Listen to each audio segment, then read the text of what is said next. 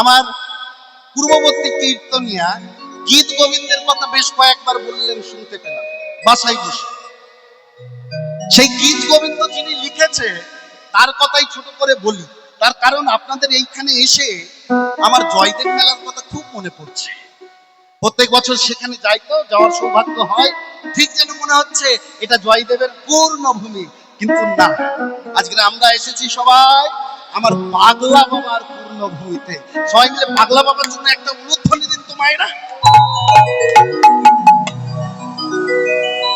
চলুন এই কীর্তন মেলা থেকে আমরা সবাই যাই সেই জয়দেব ধামে। গ্রামের নামটা কি গো মা? মহাজন লিখছে, আজকে তু বিল্ল নামে গ্রাম,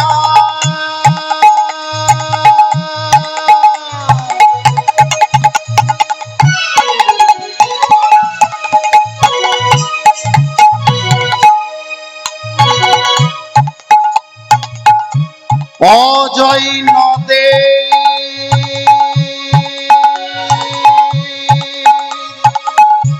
তীরে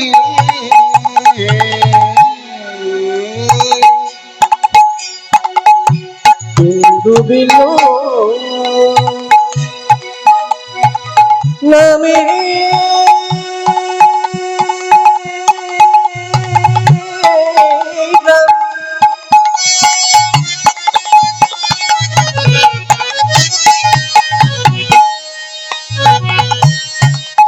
আবার অজয় নদী তীরে ডুবিল নামে গ্রাম,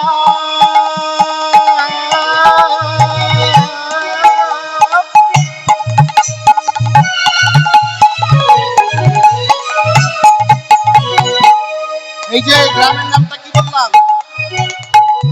কেন্দুবিল্ল।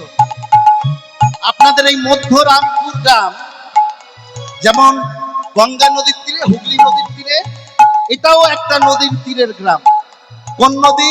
না এটা নদী নয়, এটা নদ, অজয় নদের তীরে।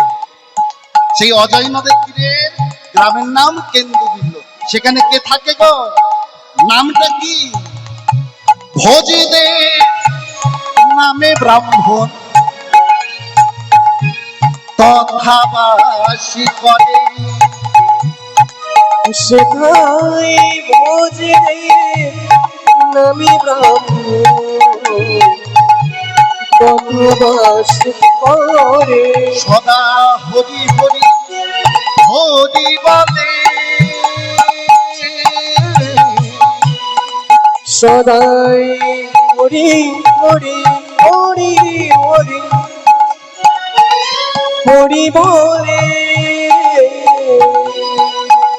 সদাই হরি হরি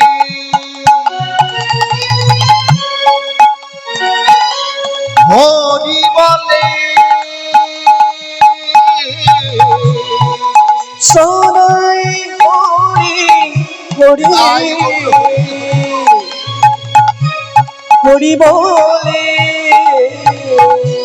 নয়ন জলে বুক ভাসায়ে হরি হরি হরি বলে। এই যে মা, ভোজদেব ব্রাহ্মণ সর্বদা হরি নামে ডুবে আছে। এই যে হরি নামটা কখন ভালো হয় জানেন তো? যখন সহধর্মিণীটা ঠিকঠাক হয়। ধরুন আমার পছন্দ কীর্তন, আর আমার স্ত্রী যদি হয় ডান্স, বাংলা ডান্স, ভজন হবে? যদি দুইজনে এক পথের প্রতীক হয় তবে ভজনটা সুন্দর হবে। স্ত্রীর নামটা কি গো? অতি নিষ্ঠা পান তিনি,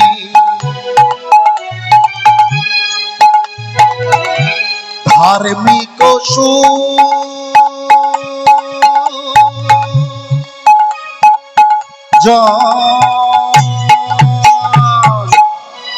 অতি নিষ্ঠা দিনে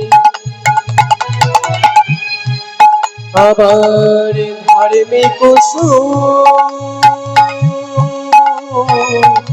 জনে আবার বামা দেবী পত্নী তাহার জানেন সর্বজন বামদেবী পত্নী তাহার জানেন সর্বজনে বামা দেবী পত্নী তাহার জানেন সর্বজন বামদেবী পত্নী তাহার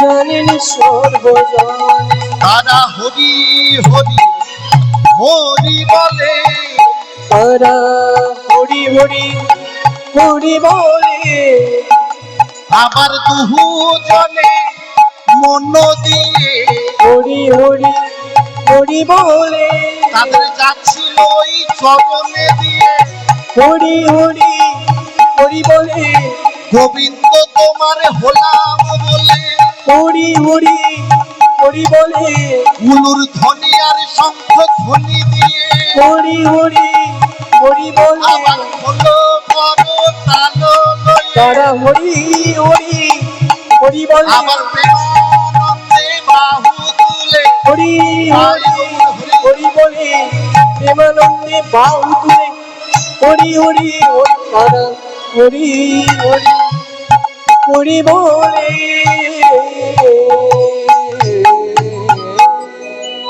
গ্রামের নামটা কি বললাম? কেন্দুবিল্ল।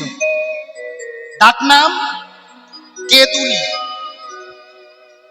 সেই কেদুলি গ্রামে বসবাস করেন ন্যায় নিষ্ঠাবান ব্রাহ্মণ ভোজদেব গোস্বামী এবং তার স্ত্রী বামা দেবী। দুইজনের সংসার ছোট্ট সংসার। বামা দেবীর কোল আলো করে জন্মগ্রহণ করলেন একজন পরম বৈষ্ণব, নাম তার জয়দেব গোস্বামী। বলুন তাই গৌর হরি। এই জয়দেব গোস্বামী পূর্বজন্মে কে ছিল, কি এমন পূর্ণ করেছিল যে এত সুন্দর জন্ম সে পেল? শাস্ত্র বলছে কোটি কোটি জন্মের যদি কোটি পূর্ণ রয়, এ জন্মে একটি দিন হরি কথা। কি এমন পূর্ণ করেছিল যে স্বয়ং ভগবান শ্রী চৈতন্য তার লেখা গীত গোবিন্দ সবসময় বুকে জড়িয়ে রাখতেন, সবসময় পড়তেন। কে ছিল এই জয়দেব? একটা রাজা ছিলেন পুরাকালে, যার নাম মহারাজা মান্দাতা। নামটা শুনেছেন? হ্যাঁ শুনেছেন। ওই যে আমরা বলি না, কেউ যদি পুরানো জামা কাপড় পরে, হ্যাঁ রে একদম মানদাতার আমলের জামা পরেছিস রে, বলি না মা? সেই মহারাজা মানদাতার পুত্র হলেন মুচকুন্দ। নামটা কি বললাম? মুচকুন্দ। সেই মুচকুন্দ যখন বড় হলেন, সেই সময় দেবতাদের সেনাপতি ছিল না। দেব সেনাপতির নাম কি মায়েরা জোরে বলুন? হ্যাঁ, হাবল। ও বুঝতে পেরেছে। ওমা এরা বলছে হাবল, আসলে দোষ এদের নয়। এখন দেখতে পাচ্ছেন তো, কিছুদিন আগে ফেসবুকে যত রিলস হচ্ছে, লোকের বাড়ি কার্তিক ফেলছে আর একটা ডিজে গান চালিয়ে দিচ্ছে কিনা, সেখানে বলছে দরজা খুলে দেখ মা তোর হাবল এসেছে। হ্যাঁ আমিও শুনেছি, এরাও মনে হয় শুনেছে। না, হাবলটার নাম নয় বাবা, দেব সেনাপতির নাম কি? কার্তিক ঠাকুর। কার্তিক ঠাকুরের তখনও জন্ম হয়নি। তাই দেবতারা অসুরদের সঙ্গে যুদ্ধে বারবার পরাজিত হয়ে থাকে, বারবার হেরে যায়। দেবতারা যুক্তি করলেন কি করা যায়, না একজন সেনাপতি নিযুক্ত করতে হবে। খবর নিয়ে জানলেন যে পৃথিবী লোকে একজন ক্ষত্রিয় বীর আছে, যার নাম মুচকুন্দ। সেই মুচকুন্দের কাছে গিয়ে বললেন, বাবা মুচকুন্দ, তুমি আমাদের সৈন্য দলের সেনাপতি হবে বাবা? মুচকুন্দে বললেন, কেন হব না, দেব কার্যে লাগতে পারবো, এর থেকে আর সৌভাগ্যের কি কিছু আছে? আমি নিশ্চয়ই তোমাদের সেনাপতি হব। মুচকুন্দ হয়ে গেল সেনাপতি। হ্যাঁ গো, কালের নিয়মে, সময়ের নিয়মে জন্মগ্রহণ করলেন কার্তিক, সিংহাসন ছাড়তে হবে এবার।